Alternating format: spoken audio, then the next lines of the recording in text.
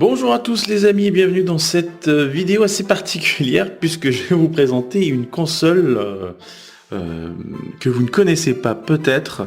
Il s'agit de la Terminator 2. C'est pas une blague, c'est si vous avez vu la vidéo de Marcus sur la Polystation, eh bien celle-là, elle vient du même fabricant, enfin je crois. Mais malheureusement, je n'aurai pas de cartouche. Donc je ne pourrai pas vous montrer des jeux sur cette console. Ne vous inquiétez pas, rassurez-vous, cette console est l'équivalent de la Polystation. Donc c'est la même chose, c'est les mêmes jeux, c'est les mêmes cartouches qui se vendaient à l'époque. Et donc comme vous pouvez le constater, voici le boîtier, il est assez abîmé. C'est écrit dessus Terminator 2, 8 bits, super design, enfin bref, toujours ces phrases mensongères pour vous inciter à acheter ce genre de produit. On les voyait partout, ces consoles à l'époque, et donc voilà, comme vous pouvez voir, regardez l'arrière du boîtier, il y a beaucoup d'images sur des jeux. C'est totalement faux, hein, c'est vraiment pas ça du tout. Moi je me souviens à l'époque quand j'en avais une, je jouais à Mortal Kombat, mais c'était vraiment très moche et vraiment injouable. C'était des contrefaçons de consoles comme la NES ou la SNES, la Super Nintendo. Et voilà, donc on va ouvrir la console et je vais vous montrer tout ça à l'intérieur. Donc la console, elle pèse vraiment quelques grammes, c'est vraiment léger, en plus c'est du TOC, ça se casse assez rapidement. À l'arrière de la console, on peut trouver l'endroit de l'adaptateur pour la brancher. Alors malheureusement, on n'a pas l'adaptateur pour cette console. Ensuite, nous avons l'audio et le vidéo, les classiques câbles RGB. Il y a écrit BS500AS, je ne sais pas ce que c'est.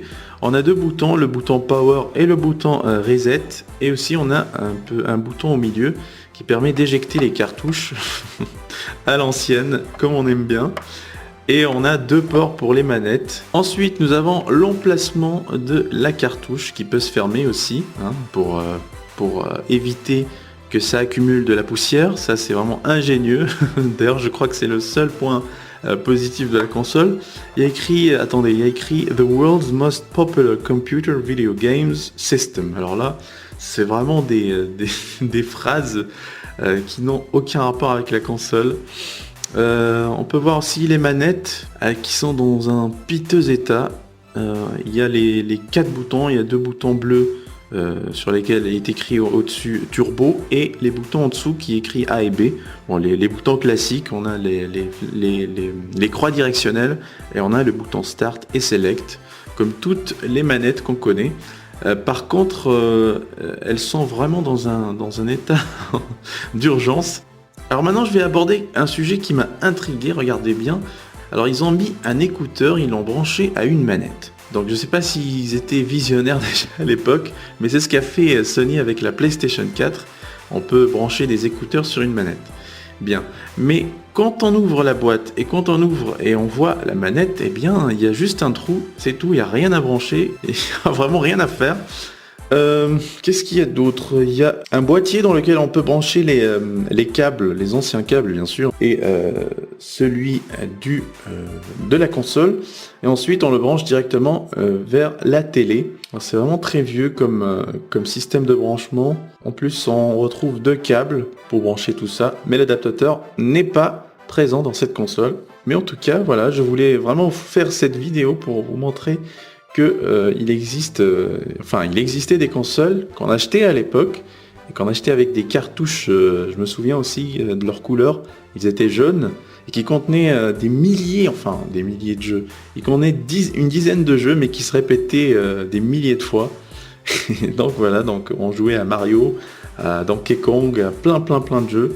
D'ailleurs je vous invite à regarder la vidéo de Marcus sur la Polystation. Vous aurez une idée globale sur ce qui était cette console et ce qu'elle contenait comme jeu. Ensuite, nous avons le manuel qui est une preuve que ce sont les mêmes fabricants de la Polystation. Regardez par vous-même, il y a plusieurs modèles avec plusieurs manettes et aussi il y a des guns qui se vendaient avec aussi. Bon les amis, j'espère que cette vidéo vous a plu, c'était une vidéo assez rigolote. N'hésitez pas à vous abonner à ma chaîne et aussi à aimer les pages Facebook, Twitter et tout pour me soutenir dans les réseaux sociaux. Ça me fait vraiment plaisir et c'est gratuit. Lâchez des pouces bleus et aussi lâchez des commentaires. pour me dire que si vous avez connu ce genre de console à l'époque. Allez, moi je vous dis à très bientôt pour de nouvelles aventures et de nouvelles vidéos sur la chaîne Mister Egg. Salut!